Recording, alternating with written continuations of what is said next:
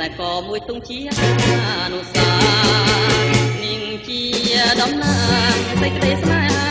ក៏សេចក្តីសារនៃការប្រលឹងដីបរិសុទ្ធរាងកាយមិនរំលត់ឡើយជីវិតមកអើយសូមចាំទាំងក្តីរំពឹងអារិម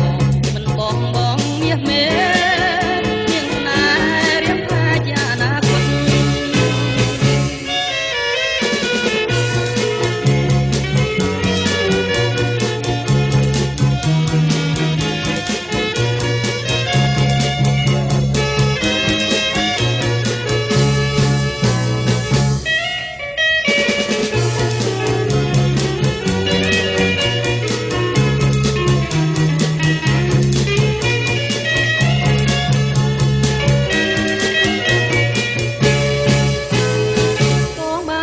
តជាលើដំប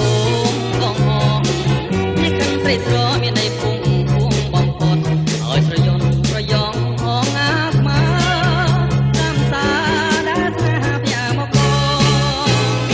ថ្ងៃច័ន្ទរៀបចាំជាប់ក្នុងដួងរទេរៀងពេញសំដីដែលដួងចិត្តស្រីបំណងឲ្យបងចងក្រងវាសនាស្រីខ្លាំងខ្លាយការពុំរីរយោសូមប្រគល់រូបថតដោយចិត្តស្មោះស្មរទាំងតែក៏មួយទងជាអនុស្សាវរីយ៍នាងជា